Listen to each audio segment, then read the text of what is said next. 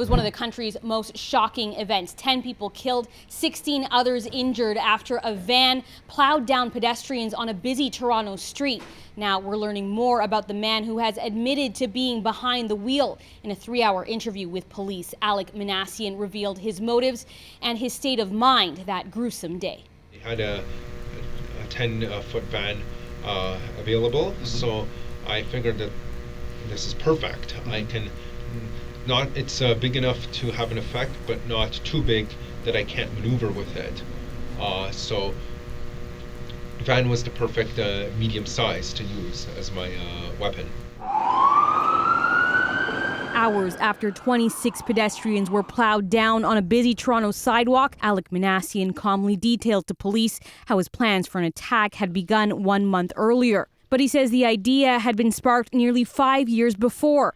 Minassian says he became radicalized after hearing about the murders committed by Elliot Rogers, a 22-year-old who killed 6 people at the University of California, then himself, in what he called a day of retribution against a society that had denied him sex. I felt kind of proud of him for his acts of bravery. I felt it was time to take action and not just sit on the sidelines and to just fester in my own sadness. Minassian claims he had formed an online friendship with Roger and the late Chris Harper Mercer, another mass killer, on 4chan, where the three chatted with other frustrated young men who identified as involuntary celibates or incels and discussed their plans for an uprising. Minassian says his intense resentment of women and the men they chose to date had been sparked by an incident at a college party. I walked in and attempted to socialize with some girls. However, they all laughed at me and held the arms of the big guys instead. I started thinking that it's unfair that certain guys will not get any love and affection from girls. Minassian describes himself as a hardcore gamer, saying he liked violent games that allowed him to let out his urges. He also admitted he joined the army because of his interest in guns and assault rifles, but didn't make it far enough into basic training to actually use one. The day of the attack begins like any other. Breakfast, video games, then a walk in his neighborhood, before Minassian says he finally gets behind the wheel of a rented Ryder van just before 1 p.m. I didn't choose Yonge and Finch in particular. I was driving down Yonge because I knew it would be a busy area, and then as soon as I saw there were pedestrians, I just decided to go for it.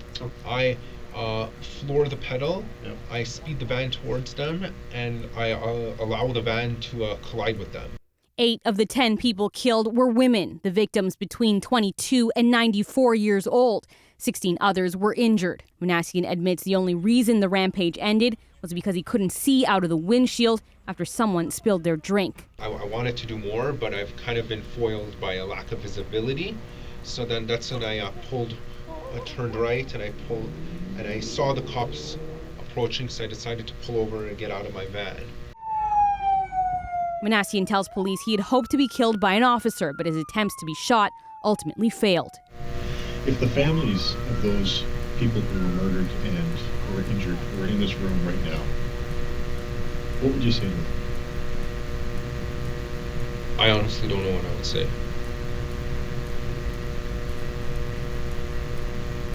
Would you apologize? I honestly don't know.